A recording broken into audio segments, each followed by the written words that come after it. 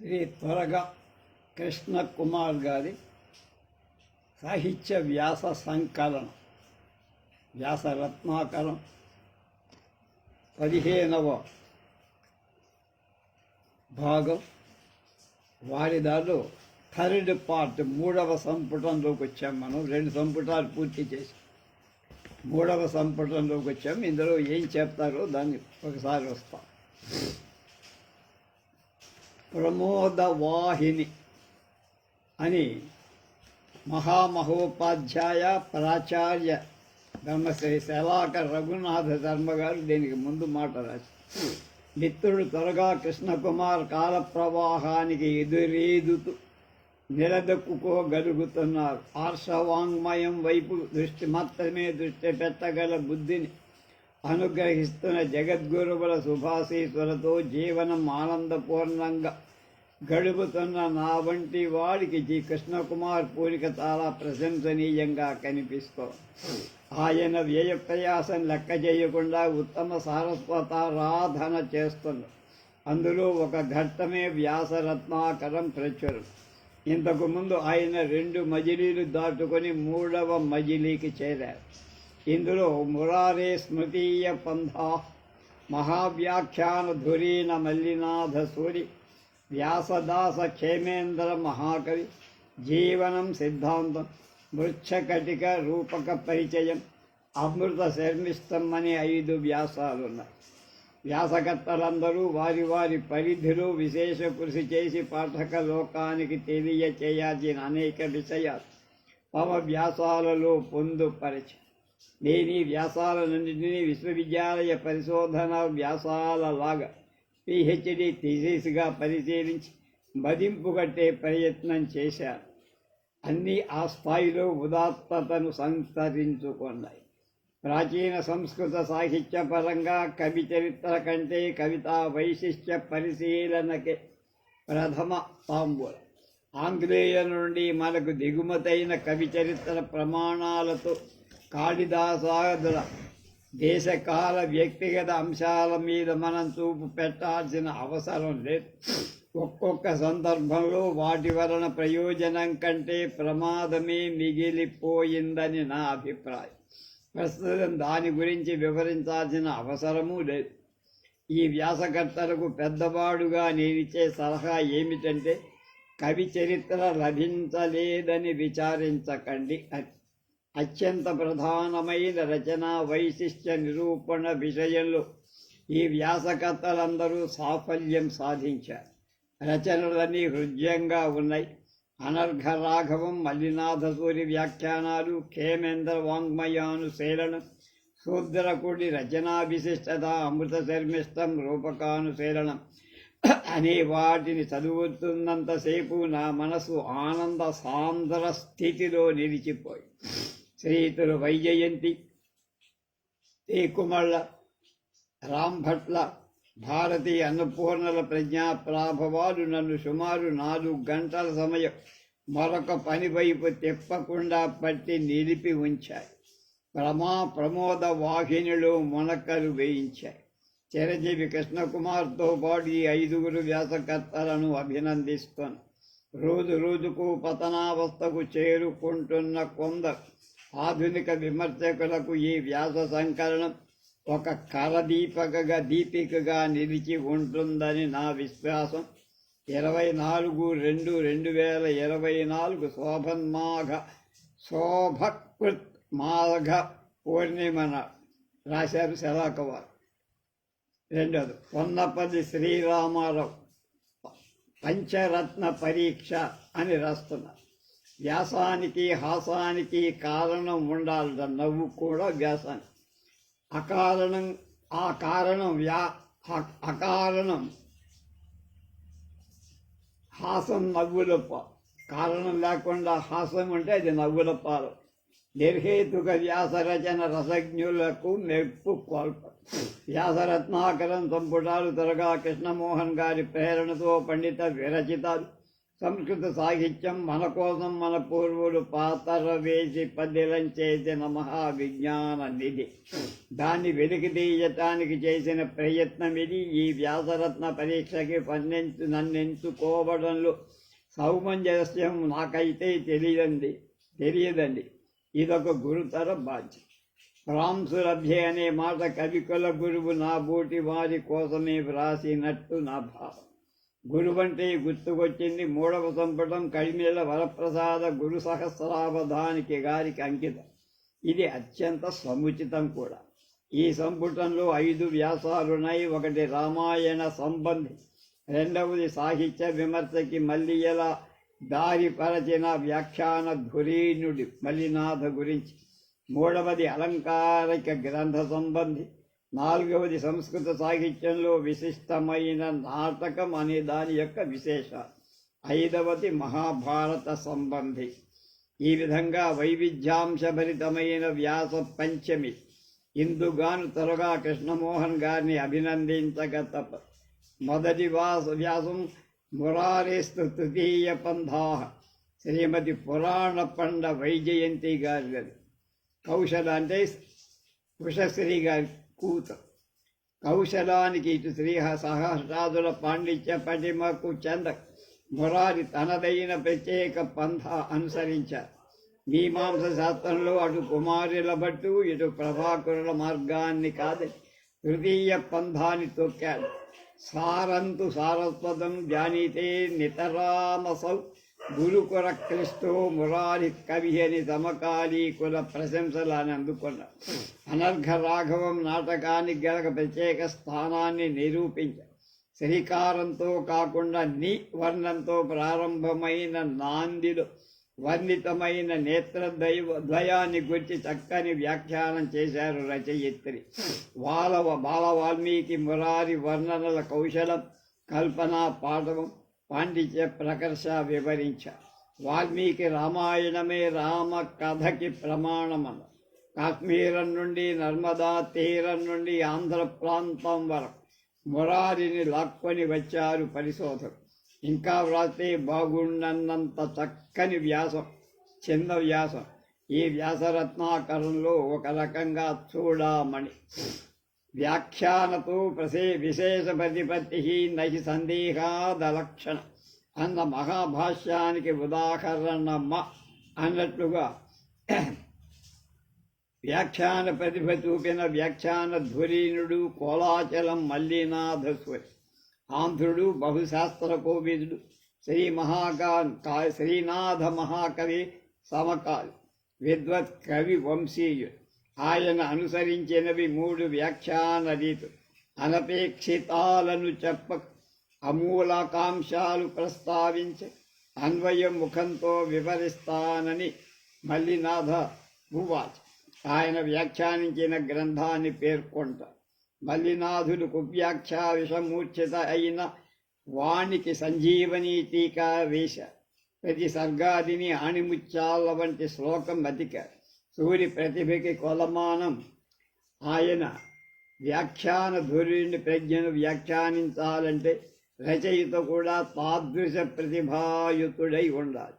అర్హత గురించే అర్హత వ్యాస రచయిత కలదని నిరూపిస్తోంది శ్రీ టేకుమళ్ళ వెంకటప్పయ్య గారి మహావ్యాఖ్యాన ధురీణ మల్లినాథ సూరి అనేటువంటి వ్యాసం. ఔచిత్యం రససిద్ధస్య స్థిరం కావ్యస్య జీవితం. ఈ రోజున ఉచితాలు అందరికీ కావాలి, కానీ ఔచిత్యం మాత్రం అన్ని చోట్ల లేదు. సాహిత్యంలో ఔచిత్యం పాటించకపోతే అది వల్గారిటీయే కాగలదు.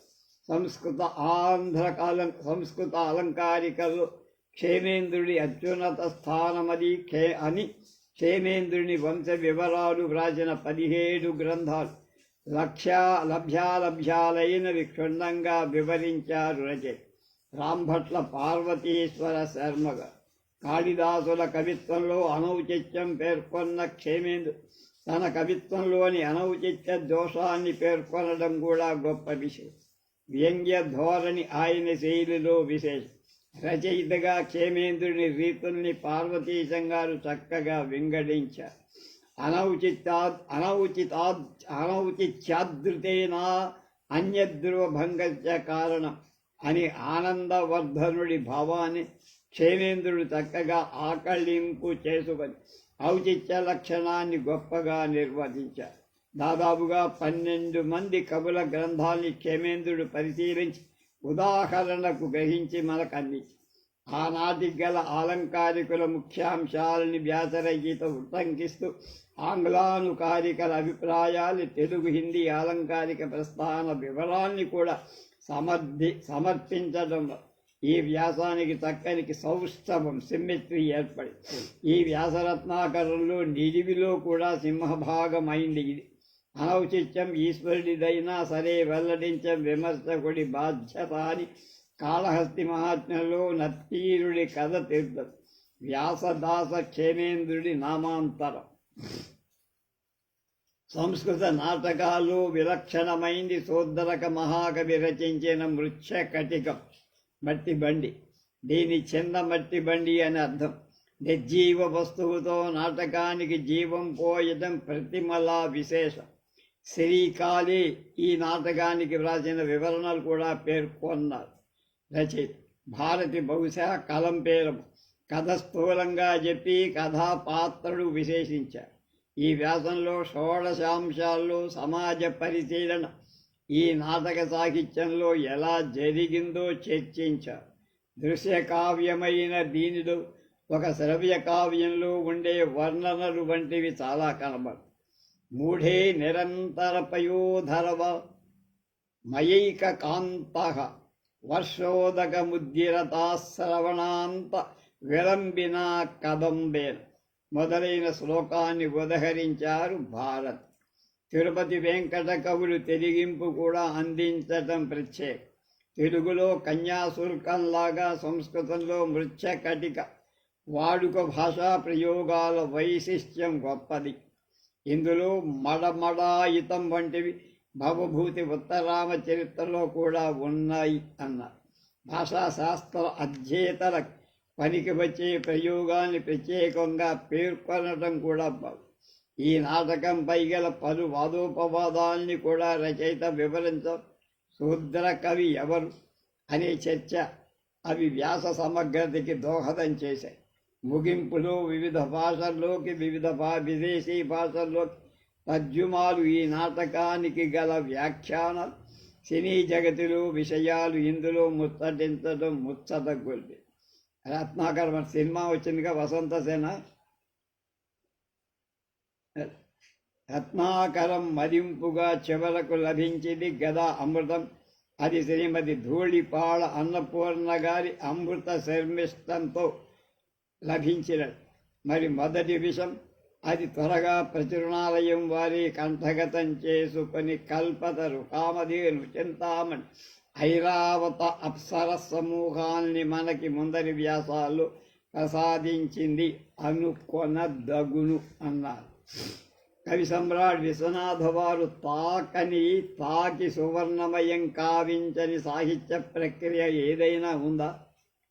కాళిదాస మహాకవి రచించిన అభిజ్ఞాన శాకుంతలలు జయాతేరివ శర్మిష్ట భర్తుర్భహం హతమతావ అని కణ్వముని దీవెనలోని అంతరార్థం ఏమిటనే దాని సమాధానమే ఈ నాటకం అని రచయిత్రి శ్రీమతి అన్నపూర్ణ వివరణ. కథలో కవి ఎన్నో చిత్ర విచిత్రమైన సహృదయాహ్లాదకారకాల కల్పనల్ని జోడించారు. స్త్రీ పుంసయోగం జగదుద్భవకారకం. చతుర్విధ పురుషార్థాలు కామం ద్వారా ధర్మ నిర్వహణం. స్త్రీ పురుష సంయోగం ద్వారా బ్రహ్మానంద సబ్రహ్మచారిని అయిన రసానంద అనుభూతి పొందటం. నాటక నిర్వహణలో కవి అవలంబించిన శిల్ప విజ్ఞానం అనేవి రచయిత్రి ప్రధానంగా వింగడించి చెప్పారు. పాత్ర ప్రవేశం నాటకంలో ఒక ప్రధానాంశం. మృగయా వేషధారి అన్నదాన్ని చక్కగా సంక్షిప్తంగా సుందరంగా వివరించారు. రసావిర్భావానికి సాధనాలైన మనోహృదయాన్ని కలిపే సాధనంగా శర్మిష్టని భావించడం. తత్సంధాన మహామార్గ సామగ్రీ వైభవం హిస అని ఆమెతో యయాది సమాగమం రసము సమాధికి ఫలంగా తలంచడం. తాను అన్వేషించే నిర్వ్యాజానందానుభూతికి మార్గంగా అనుకోవటం వంటి క్లిష్ట అంశాన్ని పఠిత అన్నపూర్ణ గారు చక్కగా విశదీకరించి యయాది తనలోని భావకుని కనుకొని భరతమునికి తెల్పడం అనుభావ వ్యభిచారీ సంయోగాద్ రస నిష్పత్తి అని భరతుడు రససూత్ర నిష్కర్ష చేయటం అనే కల్పనలోని సంక్లిష్టతని చాలా స్పష్టంగా వివరించారు రచయిత.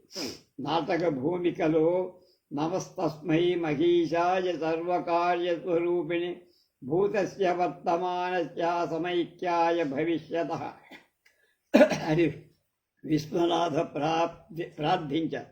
భగవంతుడు త్రికాల స్వరూపు అనే భారతీయ తత్వమర్మాన్ని విశ్వనాథ వారు అందించారని చెప్పారు.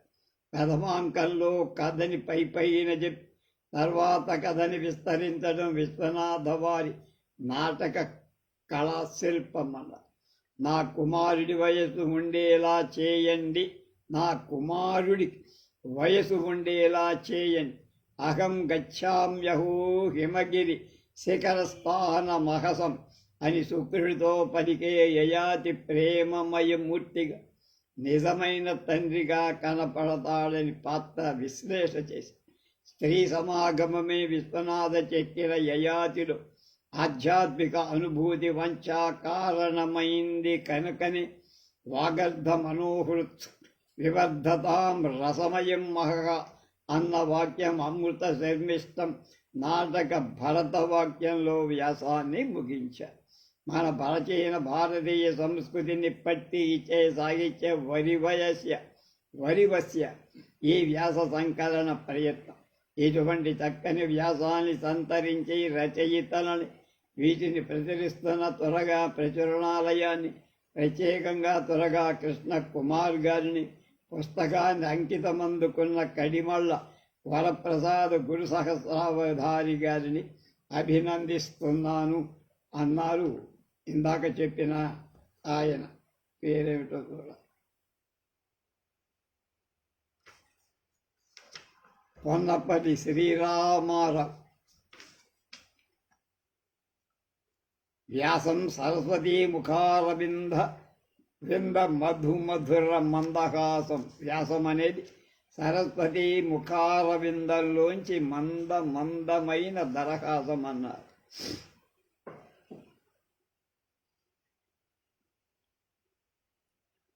తర్వాత పాఠక మిత్రులకు అందరికీ కృతజ్ఞతలు చెప్పారు.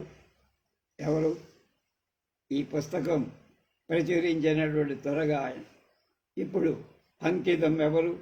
గురు సహస్రాని కరిమెళ్ళ వరప్రసాదరావు గారు. వీరు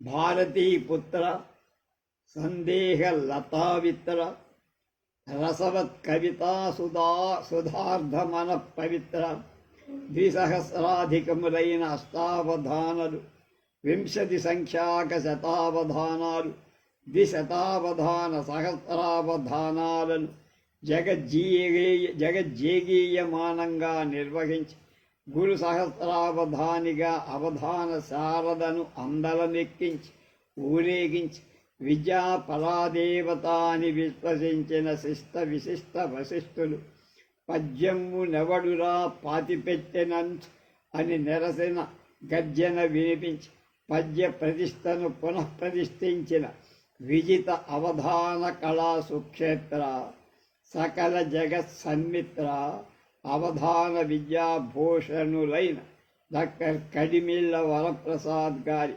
సారస్వతానికి చిరు నిరాజనం ఈ గ్రంథం అన్నారు. ఇక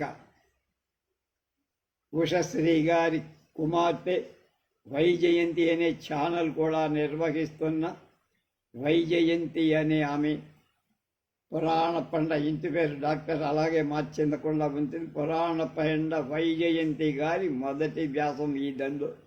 మురారే స్తృతీయ పంధ. కాళిదాసుది ఒక మార్గం, భవభూతిది ఇంకొక మార్గం అయితే ఈ 2 మార్గాలు కాక భిన్న మార్గాన్ని తొక్కినవాడు మురారి. అనర్ఘ రాఘవన్ రాశాడు. మనం దీన్ని లైవ్ చేశాం. దీనికి బేతబోలు రామబ్రహ్మం గారు వ్యాఖ్యానం రాశారు, దాన్ని మనం అనుసరించి ఎవరి మురారి ఈ పేరు ఆయందేనా, విష్ణుమూర్తి పేరును కలం పేరుగా ఉపయోగించుకున్నాడా, ఈయన ఏ కాలానికి చెందినవాడు, ఏ ప్రాంతం వాడు, ఇటువంటి విషయాల గురించి సాహితీ విమర్శకులు ఎంతో పరిశోధన చేశారు.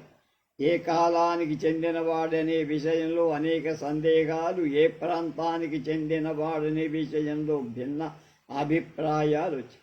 కాళిదాసులాగా ఈయన కూడా తనను గురించి తాను చెప్పుకోకపోవడం వల్ల ఎక్కడి వాడు ఎవరికీ తెలియటం కష్టం. అందువల్లనే కాళిదాసు మాదిరిగానే మురారి కూడా అందరూ తమ తమ ప్రాంత వాసిగా హక్కున చేర్చుకున్నారు. సాక్షాత్తు మురారి అయిన శ్రీ మహావిష్ణువు లాగానే ఇతడు కూడా సర్వవ్యాపి, అందరివాడు, అన్ని ప్రాంతాలకు చెందిన వాడిగా భావన చేసుకుంటే అందరికీ న్యాయం జరిగినట్లే కదా. మురారి ఒక మహాకవి, బాలవాల్మీకి. ఆయన కవితా వైదుష్యం మాత్రమే పాఠకులకు, సాహిత్యకారులకు అత్యంత ఆవశ్యక. మురారే తృతీయ పంథా. కవి సమ్రాట్, తొట్ట తెలుగు జ్ఞానపీఠ అవార్డు గ్రహీత. మురారి గురించి ప్రశస్త వాంగ్మయ లక్షణుడు మురారి భట్టు అన్నారు. మురారిది అటు కాళిదాసులకు కాక, ఇటు భవభూతి వసాదులకు కాక, కాళిదాసులకు భవభూతి హర్షుడు, వీళ్లకు కాని చేరువ కాని ఒక విలక్షణమైన ఆ విషయాన్ని సూచించటానికే తృతీయ పంథా అన్న. సంస్కృత సాహిత్యంలో రామాయణాన్ని రఘువంశంగా సృష్టించిన కాళిదాసు మార్గం ఒకటి, మహావీర చరితంగా రూపొందించిన భవభూతి మార్గం ఇంకొకటి. ఈ రెంటికి భిన్నంగా, విలక్షణంగా మురారిది మూడవ మార్గం అనటం నిజం. ఈ ఒకే ఒక్క దృశ్య కావ్యంతో మురారి సంస్కృత సాహితీ కులలో ప్రౌఢ కవిగా స్థిరపడ్డాడు. రాముడి మీద ఆరాధన. మురారి శ్రీరాముని పవిత్రతను మనసు నిండా నింపుకొని ఆయన గొప్పదనాన్ని అణువణువునా వివరించాలనుకున్నాడు. అందుకే అనర్ఘ రాఘవం అనే తన నాటకానికి పేరు పెట్టి మూయురాజు రచించిన ఉదాత్త రాఘవం పేరును ఆలంబనగా తీసుకొని మురారి అనర్ఘ రాఘవం అనే పేరు పెట్టి ఉండదు. అలాగే కొందరు అయితే మురారి తన సొంత పంథాలు నాటకాన్ని ప్రారంభించాడు. శ్రీకారంతో కాకుండా నివర్ణంతో నాటకం నాందిని ప్రారంభించటంతో తన మార్గమేమిటో చెప్పాడు. నిష్ప్రత్యూహముపాస్మహే భగవతః కౌమోదకీ లక్ష్మణ కోక ప్రీతి చకోర పాలన పడు జ్యోతిష్మతీలోచనే యాభ్యామద్ధ విబోధ ముగ్ధ మధుర శ్రీరద్ధ నిద్రాయితే తో నాభీ పల్వల పుండరీక ముకుల కంబో సపత్నీకృత. ఆరంభించిన కార్యం నిర్విఘ్నంగా కొనసాగటానికి మానవ ప్రయత్నంతో పాటు దైవ సహకారం కూడా జతక. ఇందుకోసం మురారి శ్రీ మహావిష్ణువు నేత్రాలను ధ్యానించారు. విష్ణుమూర్తికి సూర్యచంద్రులు రెండు కళ్ళు, నాభిలో కమలం ఉంది అనే ప్రసిద్ధి. ఈ నేత్రాల్లో ఒకటైన సూర్యుడు చక్రవాకాలకు ప్రీతి కలిగిస్తున్నాడు. రెండవ చంద్రుడు చకోరాలకు ఆనందం కలిగిస్తాడు. ఇక నాభిలోని కమలం సూర్యకాంతికి విచ్చుకుంటూ చంద్రకాంతికి ముడుచుకొని పోతూ శంఖాన్ని పోలినట్లుగా ఉంది అని వర్ణించాడు. ఇంత అందానికి కారణం శ్రీమన్నారాయణుడి రెండు కళ్ళు. అటువంటి కనుగవను అంటే కంటె జంట ప్రార్థిస్తున్నానని తనదైన మార్గంలో భక్తి సుమారు ఆయన సమర్పి ఇక్కడ తనలోని అజ్ఞానమని చీకటిని పారద్రోళి జ్ఞానమనే వెలుగును ప్రసాదించమని ఆ నేత్రాలను మురారి అద్దించి ఉంటాడని, అలాగే మరోలా కూడా మనం చెప్పుకోవచ్చు. ఎంత మనోవికాసం ఉన్నా ఒక్కోసారి జ్ఞానాన్ని అజ్ఞానం కమ్మేస్తూ ఉంటుంది. ఆ భావననే శంఖంతో పోల్చి తన నిజాయితీ చాటుకున్నాడేమో అంటున్నారు ఈమె వైజయంతి. సూర్యనేత్రానికి విచ్చుకుంటూ చంద్రనేత్ర కాంతికి ముడుచుకుంటూ ఉన్న ఆ కమలాన్ని శంఖంతో పోల్చడం చాలా సముచితంగా ఉందంటారు. ఎందుకో నాకు తెలియదు. మురారి వర్ధమాన మూల కథ చెడకుండా తన పంథాలు రామాయణం సాగించాడు ఈ బాలవాల్మీకి. మురారి వద్ద అంటే ఆయన చిన్నతనంలో రాసిన కవిత్వం వాల్మీకి కవిత్వం లాగా ఉంది కనుక బాలవాల్మీకి. మురారి వర్ధమాన తంతుమతుల పుత్రుడు. వర్ధమానుడు, తంతుమతి ఆ ఇద్దరి కుమారు. మౌద్గల్య గోత్రీకుడు. కాశ్మీర దేశంలో ఈ నాటకం బాగా ప్రసిద్ధి చెంది ఉండటం లేదు. ఆయన కాశ్మీరు వాడుగా కొందరు మాహిష్మతి నగరాన్ని వర్ణించిన కారణంగా చేది మండలానికి చెందిన కలచురి నరేంద్రుని రాజధాని అయిన మాహిష్మతి నగరానికి చెంది ఉంటాడని, ఆ విధంగా ఆయన నర్మదా తీరవాసి అని కొందరు భావి. సప్త గోదావరులను వర్ణించిన కారణంగా ఇతడు ఆంధ్రదేశీయుడని ఇంకొందరి ఊహ. కవికి పరిధులు ఎల్లలు ఉండవు. రవికాంతనితో కవి చూస్తాడు కనుక, అంటే సూర్యుడికి కనపడనివి కూడా కవి చూస్తా అన్నట్లుగా మురారి అన్ని ప్రాంతాలను తన నాటకంలో ప్రస్తావించు. కొన్ని ప్రాంతాలలో ఆచారంగా ఉండే వివాహ విధానాలు కూడా తన కళల్లో చిత్రించారు. మురారి కవితా విధానం పరిశీలిస్తే దేవీం వాచముపాసతే బహవః సారంతు సారస్వతం జానీతే నితరామసౌ గురుకుల కృష్ణో మురారి కవి అబ్ధి లంఘిత ఏవ మానర భటైతిన్పస్య గంభీరతాం ఆపాతాళ నిమగ్నపీ వరతను జానాతి అంధాచల. అతడు అపారమైన సాధన చేసి పదాల వ్యుత్పత్తులను అభ్యసించి ప్రతిభావంతుడై కావ్యరచన చేసినట్టు అర్థమవుతుంది. ఎందరో మహాకవులు సరస్వతిని ఉపాసించి ఉండొచ్చు, కానీ మురారి మాత్రం ఎన్నో గురుకుల శ్లేషాలు అనుభవించాడు. గురుకుల వాసంలో చదివి ఇబ్బందులు. సముద్రంపై నుండి ఎందరో వానరులు ఎగిరి ఉండొచ్చు, కానీ సముద్రం లోతు మందర పర్వతానికి మాత్రమే తెలుసు. కఠోర పరిశ్రమ అభ్యాసం వల్ల మహాకవులుగా రూపాంతరం చెందవచ్చు అనటానికి మురారి ఒక ప్రత్యక్ష ఉదాహరణ. కొందరికి జన్మతగా పాండిత్యం లభిస్తుంది. అటువంటి వాళ్ళు చాలా అరుదుగా ఉండరు, కానీ సాధనతో సాధించిన వాళ్ళు కూడా ఉండరు. మురారి తన సాధనలో సంస్కృత సాహిత్యంలో తనకు ప్రత్యేక స్థానాన్ని సంపాదించుకున్నాడు. కొందరికి మురారి కవిత్వం తిక్కగా కనిపిస్తుంది. అది వారి సంస్కారానికి నిదర్శనం తప్ప మురారి కవిత్వంలోని దోషం మాత్రం కాదు. మద్వర్గ్యారసపాట గీతి గతిషు ప్రత్యేకముత్కర్షిణు మౌద్గలస్య కవిర్గభీరమధురోద్గరాగిరాంబ్యూతయ వీరోదత్త గుణోత్తరో రఘుపతి కావ్యార్థబీజం మునిర్ వాల్మీకి ఫలతి స్మయస్య చరితస్తోత్రాయ దివ్యాగిరః. మా బృందంలో నటులు రచోచితమైన వాచికం గానం అభినయించటంలో విలక్షణత కలిగారు. వెరైటీ, వేరియేషన్ అంటాం. అనర్ఘ రాఘవ రచయితైన మురారి మౌద్గల్య గోత్రీకు. ఆయన యొక్క వాక్కుల సమూహాలు కావ్య పరమార్థానికి హేతువు కారణం.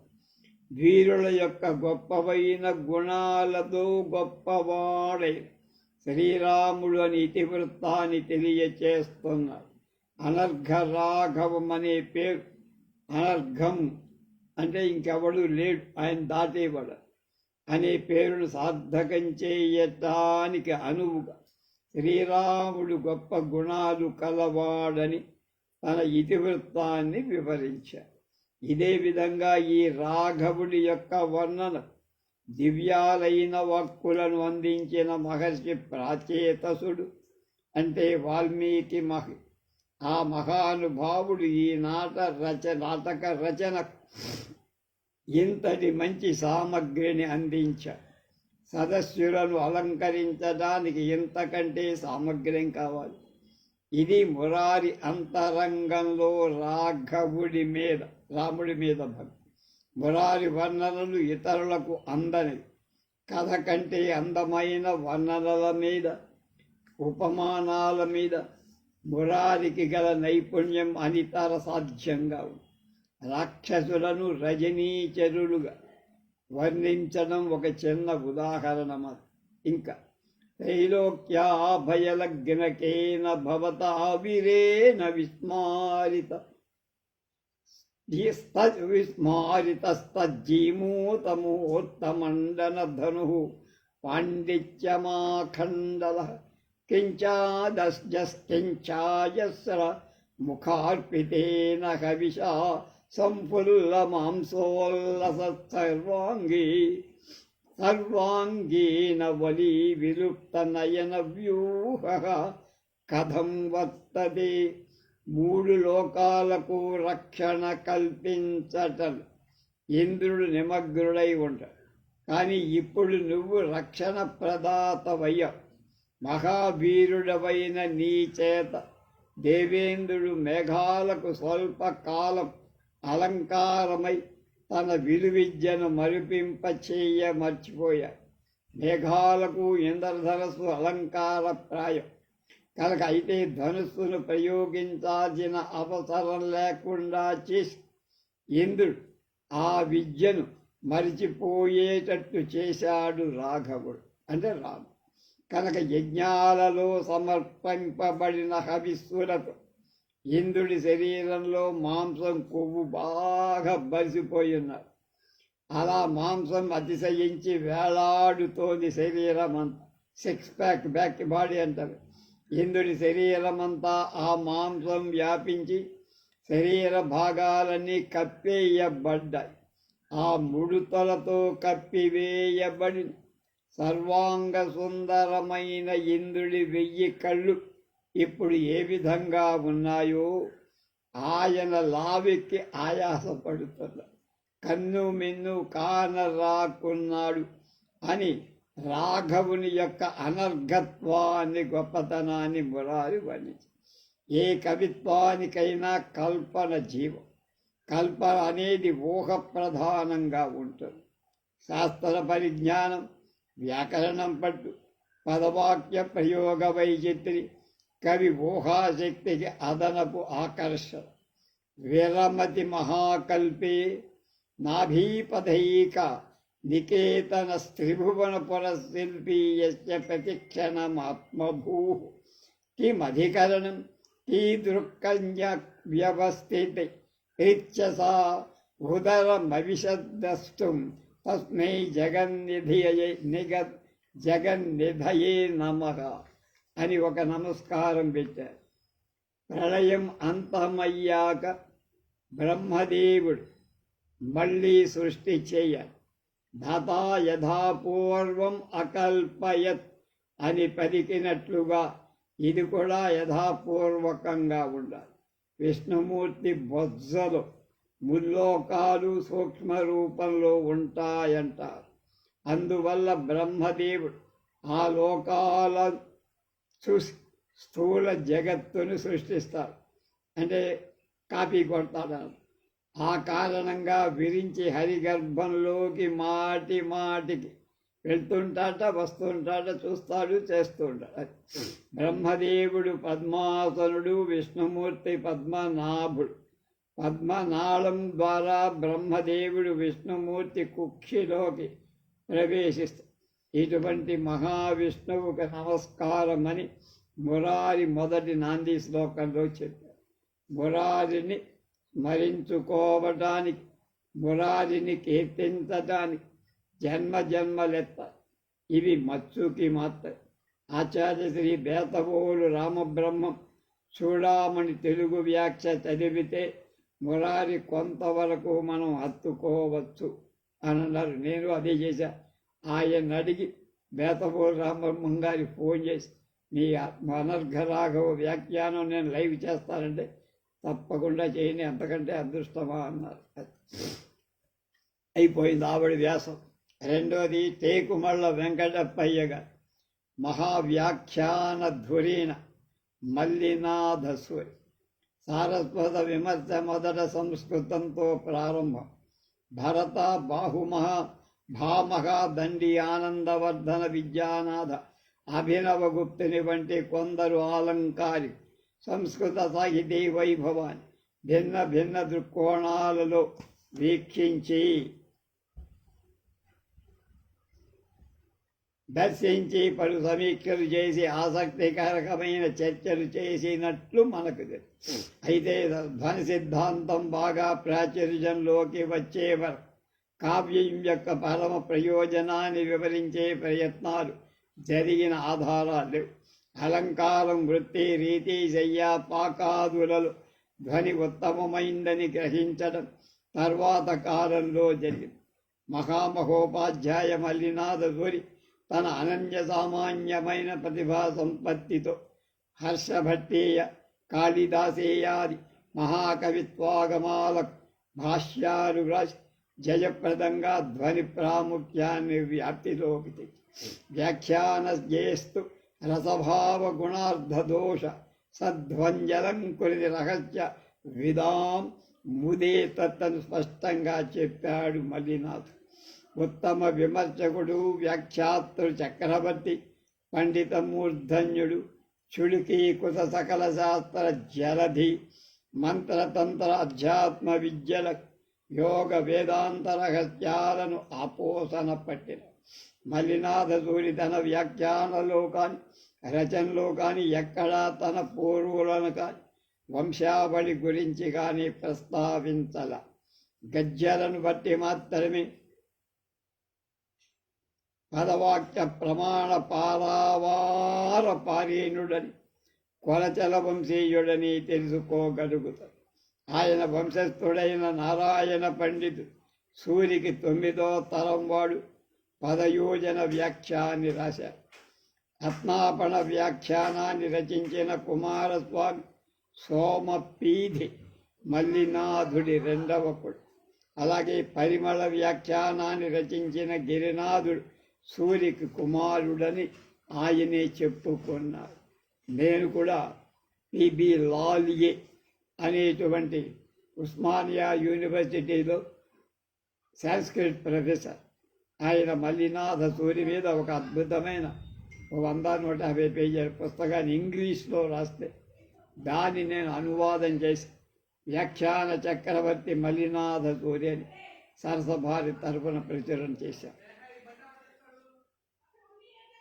వేటూరి ప్రభాకర శాస్త్రి గారి మేఘల తరకలని వ్యాసంలో కులచలాన్వయాబ్ధీందుర్మల్లినాథో మహాయశ శతావధాన విఖ్యాతో వీరరుద్రాభివర్షిత మల్లినాథాత్మజ శ్రీమాన్ కబర్దీమంతరకోవిద అఖిల శ్రౌతకల్పస్య కారికావృత్తిమాతనోత్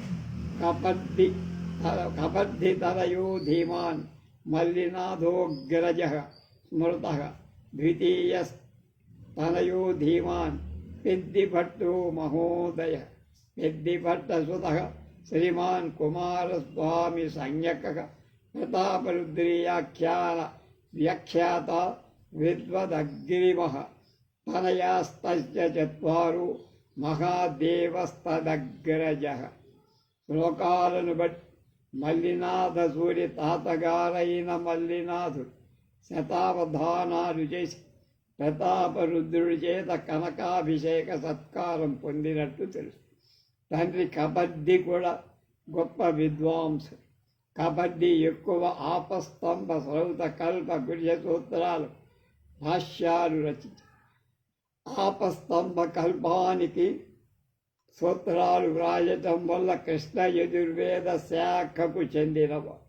తర్వాతి కాలంలో ఆపస్తంభ గృహ సూత్రాలు తాత్పర్య దర్శనం రచించిన సుదర్శనాచార్యుడు యత్కృతం వేదద్భాష్యమాద్రియంతే విపశ్చిత కపద్దీ సకపద్దీ చరంజీయాత్ వేదాంగతత్వవితని కపర్దిని స్తోత్రించారు.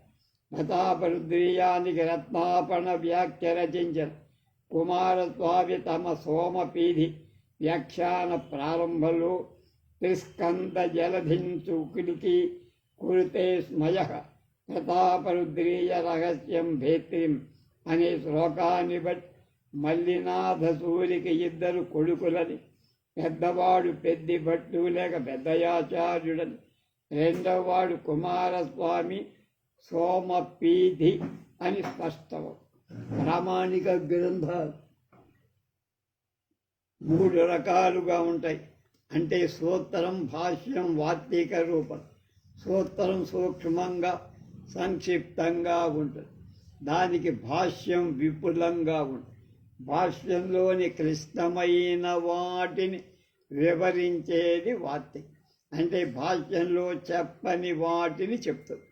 ఒక్కొక్క దానికి ఒక్కొక్క ప్రాముఖ్యం. మల్లినాథ వ్యాఖ్యానం రూపంలో మనకు అన్వయ క్రమంలో అర్థాదులు వివరించడంలో, చెప్పిన విషయాల ప్రమాణాలు చూపడంలో, శృతి స్మృతి ఇతిహాస సూక్తులను ఉదాహరించడంలో, కవి హృదయాన్ని ఆవిష్కరించడంలో, యోగాది శాస్త్రాది విషయాలను సప్రమాణంగా నిరూపించడంలో, అలంకారాలను సమన్వయించడంలో, లక్షణాదులను నిర్వచించడంలో, సారాంశం చెప్పడంలో, పూర్వపక్షాలకు యుక్తమైన సిద్ధాంతాలు ప్రతిపాదించడంలో, శబ్దస్వరూపం తెలిపి సూత్రాలను వివరించడంలో, అపపాఠాన్ని, ప్రక్షిప్తాన్ని, దోషాల్ని, భ్రమ ప్రమాదాలను పసిగట్టడంలో ఒక విశిష్టమైన పద్ధతి చేపట్టాడని చెప్పదు.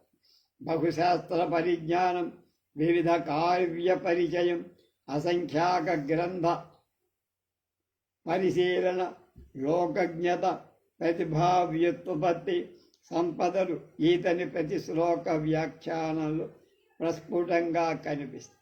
మల్లినాథుడు కావ్యాలకు వ్యాఖ్య చేసేటప్పుడు 3 పద్ధతులు అవలంబించి ఇహానయముఖేనైవ సర్వం వ్యాఖ్యాయతేమయ అంటే అన్వయముఖంగా వ్యాఖ్యానిస్తాడు. 2 నా మూలం లిఖ్యతే కించిత్ అమూలకమైన విషయాన్ని రాయదు. 3 నా అనపేక్షితముచ్చది అనపేక్షిత విషయాలు చెప్పరు. మల్లినాథ సూరి వ్యాఖ్యాలను పరిశీలించిన వాళ్ళకి కాలగర్భంలో నశించక జీవించడమే మహాకవితా లక్షణంగా తెలుసు. అలాగే మహోన్నత పదాన్ని అధిష్ఠించి సహజ దేదీప్యమాన రత్నకాంతులతో సార్వకాలికంగా విద్వన్మోదం కూర్చడమే మహావ్యాఖ్య లక్షణం అని కూడా ఆయన చెప్పి దాన్ని అనుసరించారు. మల్లినాథుడు వ్రాసిన 20 పైచిలుకు గ్రంథాలకు ఏ వరుసలో వ్యాఖ్యానం రచించాడో తెలుసుకోవటానికి మనకు తార్కిక రక్షకు వ్రాసిన నిష్కంటక వ్యాఖ్యానం చేస్తే తెలుసు. ఈ వ్యాఖ్యలో మల్లినాథుడు పంచకావ్యాల వ్యాఖ్యను, ప్రశస్తపాద భాష్య టీకకు వ్యాఖ్య అయిన నిష్కంటకను పేర్కొని అలా పలు వ్యాఖ్యానాలు సూక్ష్మంగా పరిశీలిస్తే కానీ ఈ వ్యాఖ్యల వరుస క్రమం బోధపడు. ఆ వ్యాఖ్యాన గ్రంథాల వరుస ఇలా: రఘువంశ సంజీవని, కుమార సంభవ సంజీవని, మేఘ సందేశ సంజీవని, ఘంటాపదం, సర్వంకష, సర్వపధీన, 7 జేత్వాతువు, 8 నిష్కంటక, 9 సిద్ధాంజనం, 10 పరిమళ, 11 ఏకావళి తరళ, 12 వ్యాసోద్యోతం, 13 కావ్యాదర్శానికి వైమల్య విధాయిని 14 నలోదయానికి 10 పరిమళ 11 ఏకావళికి తరల 12 వ్యాసోద్దీపం ఎక్కడో నంబర్ పోయి నలోదయానికి తరల వ్యాఖ్య వైశ్యవంశ సుధాకరం 17 రఘువంశ చరితం ఉదార కావ్యం 18 19 భక్త రహస్యం ఒకటి తప్పింది నంబర్ 19 నక్షత్ర పాప అధ్యయ వీటిలో వరుస సంఖ్య 16 నుండి చెప్పబడినవి మల్లినాథుడి స్వంత రచన. మల్లినాథుడు కాళిదాస త్రయానికి అంటే రఘువంశ కుమార సంభవ మేఘ సందేశ వ్యాఖ్యాల సంజీవని పేరుతో వ్యాఖ్యానం రాశారు. మల్లినాథ కవి సోయం మందాత్మానుజిఘృష్టయ యాచస్తే కాళిదాసీయం కావ్యత్రయం అలంకులం. మందబుద్ధులపై ఉన్న అనుగ్రహంతో సర్వశస్త్రజ్ఞానుడైన మల్లినాథ సూరి తాను కాళిదాసు రచించిన కావ్యత్రయాన్ని నిరాకులంగా వ్యాఖ్యానిస్తున్నాడు. ఆ కావ్యాలకు ఎలాంటి ఆకులత కలిగించిందని ప్రశ్నిస్తే భారతీ కాళిదాసస్య కువ్యాఖ్యా విషమూర్ఛిత ఏషా సంజీవనీ టీకా తామజ్యోజీవిష్యతే. కాళిదాస సంస్కృతి ఇంతకు ముందు అనేక వ్యాఖ్యాలు చేసిన తరువాత విద్వాక్ దుర్వ్యాఖ్యా విషం అనే చేత మూర్ఛితురాలై సంజీవని దాంతో నేను బతికిస్తున్న ఆ సరస్వతిని ఉజ్జీపింపచేయకల. ఈ శ్లోకంలో ఉన్నది మల్లినాథుడి అహంకారం కాదది, అది గొప్ప వినయం. కాళిదాసు తన రఘువంశ ప్రారంభంలో మంద కవిశ ప్రార్థీ గమిష్యామ్యపహాస అని స్వాహంకారాన్ని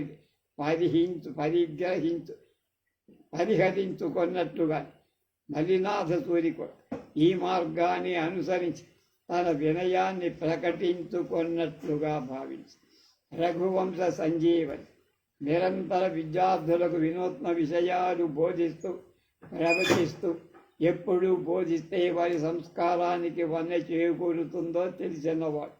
అందుకే ముందుగా రఘువంశంతో ప్రారంభించి సరళ జటిలం అనే బోధ నియమాలను వ్యాఖ్యానాల్లో ప్రవేశించారు. ఇందులోని 19 సర్గల్లో 1568 శ్లోకాలకు వ్యాఖ్యానం. దీనికి 50కి పైగా వ్యాఖ్యానాలు లభిస్తుండగా దీనికే మల్లినాథ వ్యాఖ్యానానికే తాత్పర్యాన్ని. మానవ జీవిత మహైతిహావ్యమైన రఘువంశంలో మానవుడు పుట్టింది మొదలు ఎలా జీవించాలో ఇక్ష్వాకు ప్రభువుల నియమ జీవితం మనకు తెలియజేది. ధర్మ గోరక్షణ, దిలీపుడు తన శరీరాన్ని సైతం త్యాగం చేయడం, సిద్ధం అవటమే కాక అగ్నివర్ణుడు ధర్మాన్ని అతిక్రమించి అర్ధకామాల వెంట పరుగు తీస్తే జరిగిన పరిణామాలు కాళిదాసు వివరిస్తారు. శ్రీరాముని గురించి ఇంకా అసలు చెప్పాల్సిన అవసరమేది. మన మనస్సును ధర్మం వైపు ఎలా మళ్లించి వర్తించాడు. అందువల్లనే విద్యార్థులను దృష్టిలో ఉంచుకొని వారికి సదాచార సంపన్నులుగా తీర్చిదిద్దటానికి పూలుకొని రసాలంకారాలకు ప్రాధాన్యం తగ్గి శృతి, స్మృతి, సూక్తి, పురాణ కథ, ఆచారాలు మొదలైన వాటికి ప్రాధాన్యమిచ్చి వ్యాఖ్యానించి ప్రతి సర్గ ప్రారంభంలో ముత్యం వంటి కొత్త శ్లోకం తానే రచించి దానికి జీవం పోశారు.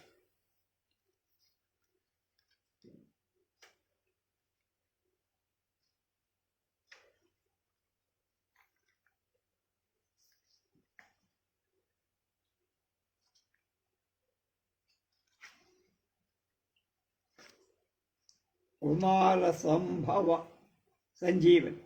కుమార సంభవం 17 సర్గల మహాకావ్యం. ఇందులో 8 సర్గలకు మాత్రమే అరుణగిరినాథుడు, మల్లినాథుడు వ్యాఖ్యానాలు. దీనికి సుమారు 25కు పైగా వ్యాఖ్యానాలు. చారిత్రవర్ధనుడి తాత్పర్య దీపిక, అరుణగిరినాథుడి ప్రకాశిక, దక్షిణావర్తుని టీకకు ఎక్కువ ప్రచారం ఉండేది. మల్లినాథ సంజీవని వ్యాఖ్య వచ్చాక వీటన్నిటినీ మించి విశేష ఖ్యాతి అది పొందే.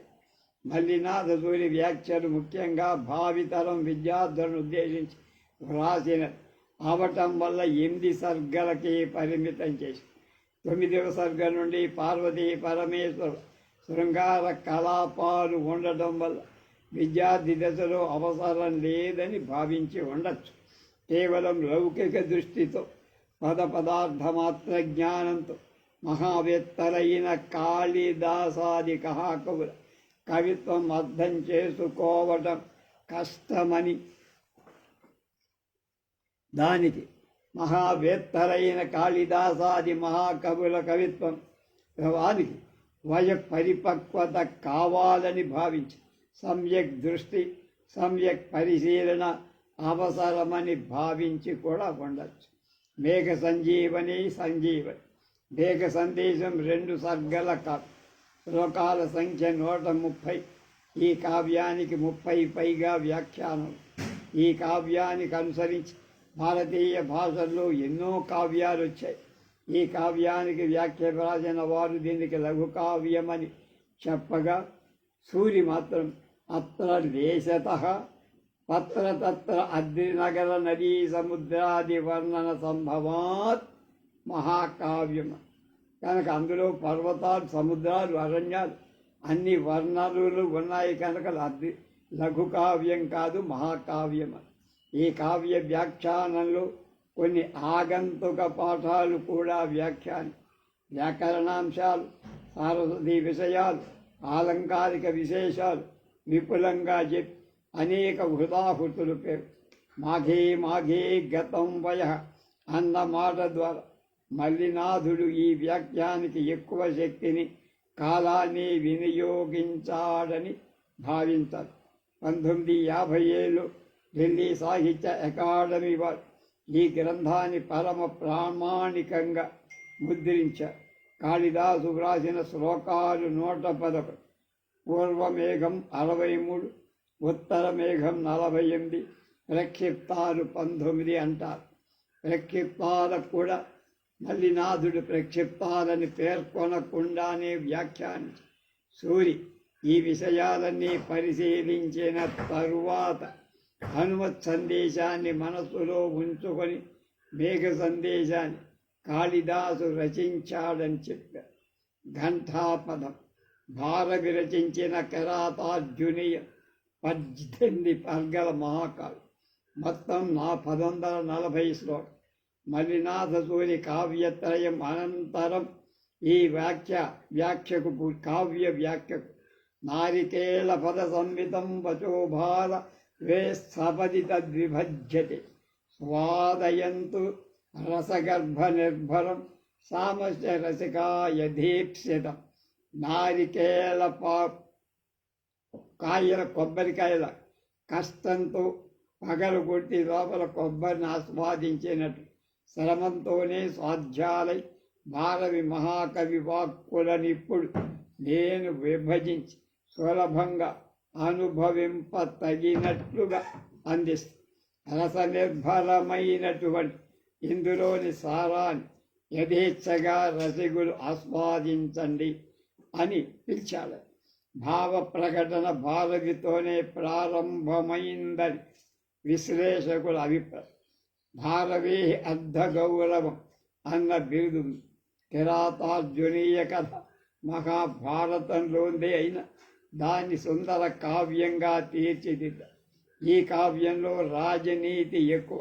అలా ఉన్న కావ్యాలలో ఇదే మొదటిది.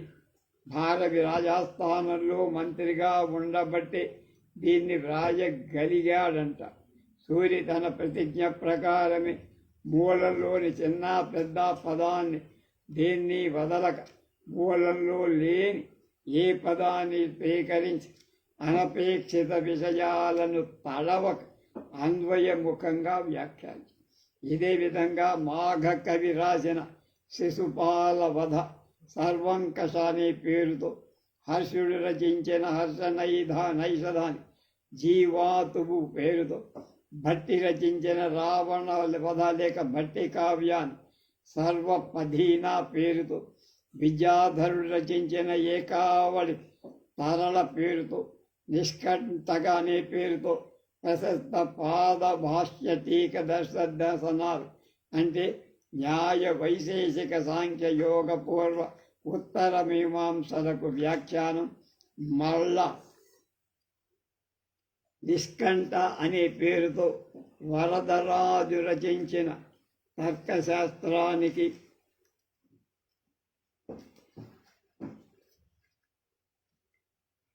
కుమారుల భట్టు రచించిన తంత్రవార్తికానికి, సిద్ధాంజనం పేరుతో కర్త ఎవరో తెలియని స్వరమంజరికి పరిమళ పేరుతో, పాణిని సూత్రాలను వివరించేందుకు వచ్చిన కాశిక గ్రంథానికి న్యాస ఉద్యోతం అనే పేరుతో, దండి రచించిన కావ్యాదర్శనం అనే గ్రంథానికి వైమల్య విధాయిని అనే పేరు, కాళిదాసు రచించినట్టు చెప్పబడుతున్న నరోదయ కావ్యానికి తరళ పేరుతో వ్యాఖ్యానాలు మలినాథ సూరారు.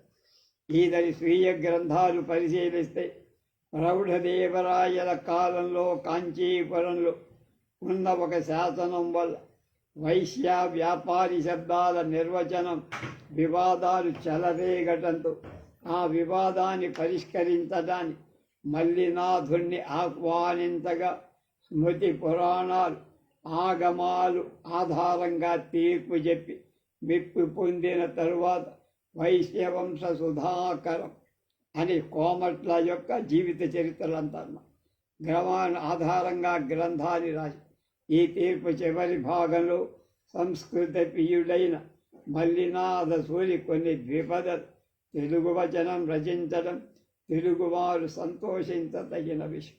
అలాగే రఘువీర చరితం అనే గ్రంథం సూరి రచించిన ఈనాడు లేదు, దొరకదు. అందులో ఒక శ్లోకాన్ని ఏకావళి వ్యాఖ్యలో ఉన్నందువల్ల అతని రచన అని తెలుస్తారు.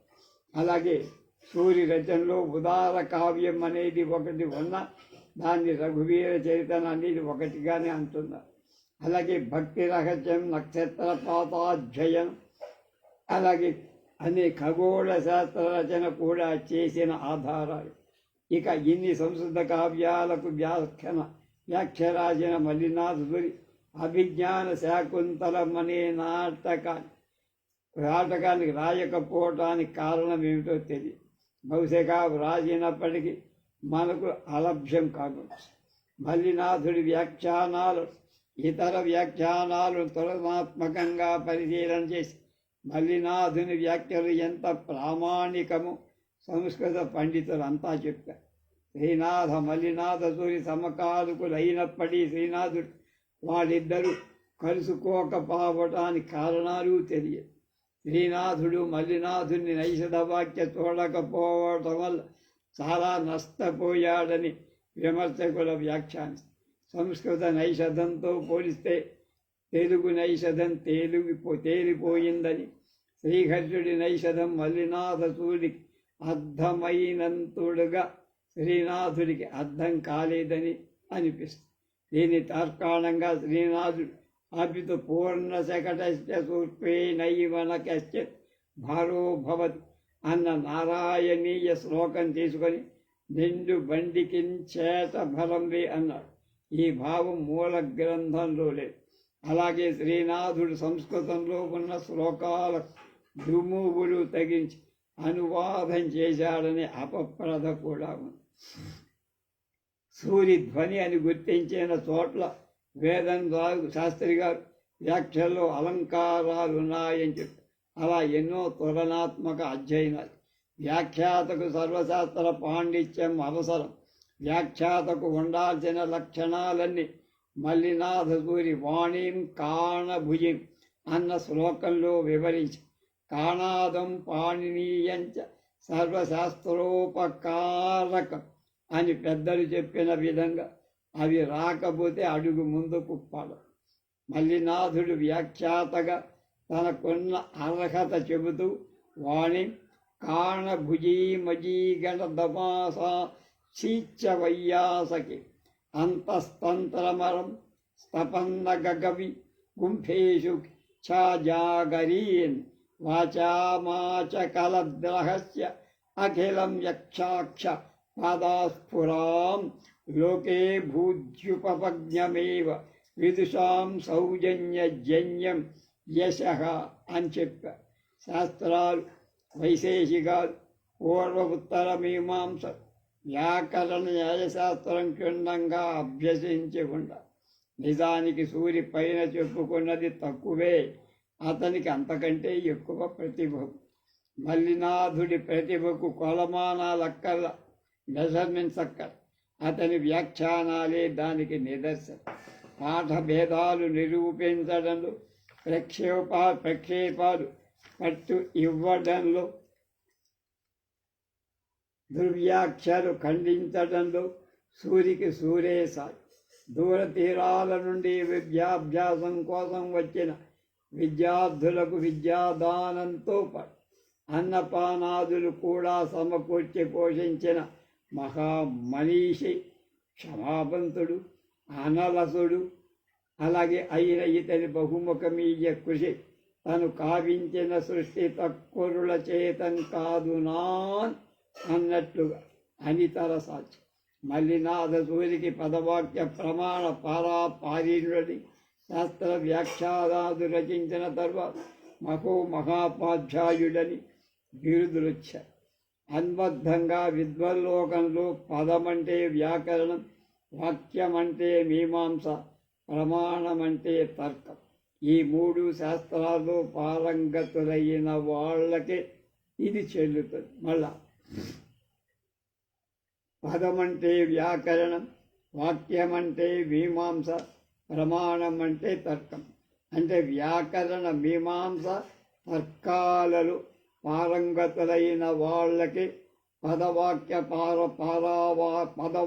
ప్రమాణ పారీణులు కాదు. కనుక ఆ తర్వాత ఎవ్వరికీ ఆ బిరుదు రాల. స్వీయ అభిప్రాయాన్ని నిర్భయంగా ప్రకటించే ధైర్యం మల్లినాథుడిలో ఉంది. వ్యాఖ్యానాల్లో పూర్వ వ్యాఖ్యాతల మతాలను నిర్దాక్షిణ్యంగా ఖండించారు. అలాగని దోష దృక్కుతో కాదు, గుణలేశం ఉంటే దాన్ని వెతికి పట్టుకొని మన ముందు పెట్టి మల్లినాథుని వ్యాఖ్యానాలు వేదాంగాలకు, స్మృతి పురాణ ఇతిహాసాలకు, ధర్మార్థ కామ మోక్షాలకు, ఛందో అలంకారాలకు పట్టు కొమ్మలుగా కలకాల నిలిచే ఉంటాయి. జగతి వివిధ విద్యా సింధు ముష్టింధయానాం పరభణితి పరీక్షా యుజ్యతే సజ్జనానాం యదిహ మమ నిబంధే దూషణం భూషణం వా భవతి యది విదగ్ధైః తద్ధ్య వశ్యం విమృశ్యం అంటాడు ఏకాబడి. సాహసంతో బెండు గుండు తేల్చాలి. ఎంత ప్రయత్నం ఉన్నవాడు అలా అతనితో అన్యధిక్కారలే. పారీణా పదసాగరక్యకతిచిత్ తంత్రే స్వతంత్ర పరే కేచిత్ సతర్కవక్రభణితి ప్రౌఢి ప్రియం భావుకా అన్యే సత్కవితామృతాబ్ధిలహరి మృష్టాంశముష్టింధయా నైతే కేపి వయంతు కింతు త ఇమే సర్వే బహూ కుర్వతే తద్దివ్యం అవ్యయం ధామ తద్దివ్యం అవ్యయం ధామ సారస్వతముపాస్మహే తత్ప్రకాశే ప్రలీయతే మోహాంధ తమసచ్చటాః అని ఆయన తేకుమళ్ళ వెంకటప్పయ్య గారు తన వ్యాసాన్ని ఏమిటది ఆ వ్యాసం అంటే వ్యాఖ్యాన ధురీణ మల్లినాథసు. రేపు రాంభట్ల పార్వతీశ్వర శర్మ గారు వ్యాసదాస క్షేమేంద్రుడికి వ్యాసదాసుడు అనే పేరు. ఆ క్షేమేంద్ర మహాకవి జీవితం సిద్ధాంతం గురించి తెలుసుకుందాం.